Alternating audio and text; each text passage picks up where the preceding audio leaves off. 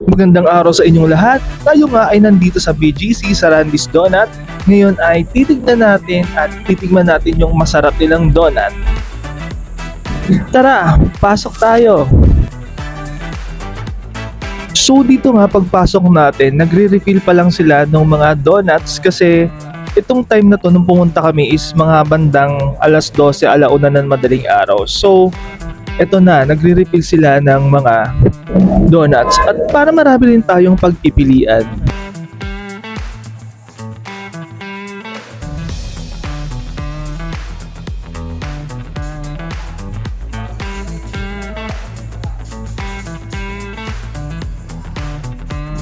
At ito ang bagong lagay na mango crust. Isa rin to sa mga napili namin. Yes, nabili namin. And then yung lasa niya is hindi siya sobrang tamis, tapos may cream din siya sa loob. May cream, may filling din siya sa loob. And next one guys is yung blueberry, itong nilalagay ni ate. Isa rin to sa masarap. Ganun din yung lasa niya, hindi siya OA yung pagkatamis niya. Saktong-sakto, perfect siya. At meron din silang merchandise na cute na bag.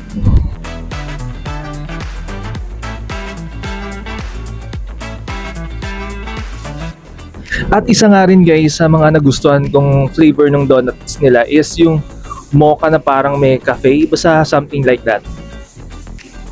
And here naman guys, napili namin yung House of Creation ube chocolate.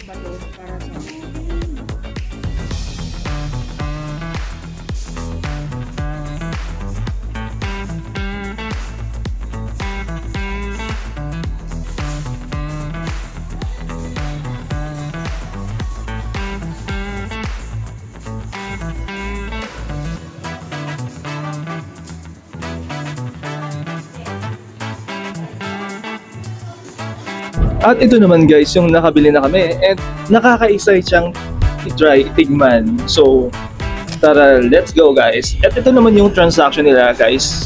So, for smaller transaction, cashless lang daw yung ina-accept nila. And this is me taking a selfie video habang naghahantay nung in-order namin na donuts. At ito naman guys yung paligid sa labas. So, kitang-kita nyo naman, nakaka-relax.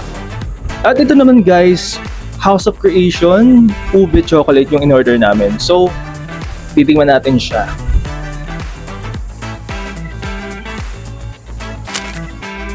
At ayun na nga guys, natikman na natin ang House of Creation ng Randy's Donut ube chocolate.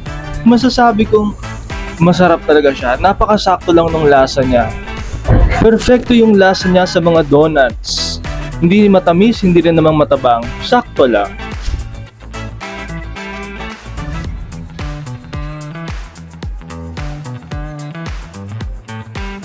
Ito guys, yung lasa niya, masarap. Hindi siya OA sa tamis. Pagkagat mo sa kanya, meron siyang cream puff sa loob. At meron pang isang masarap, yung mango crust. Basta masasabi ko lang masarap. Yun lang. Napakasakto lang nung lasa niya. Siguradong babalik-balikan nyo.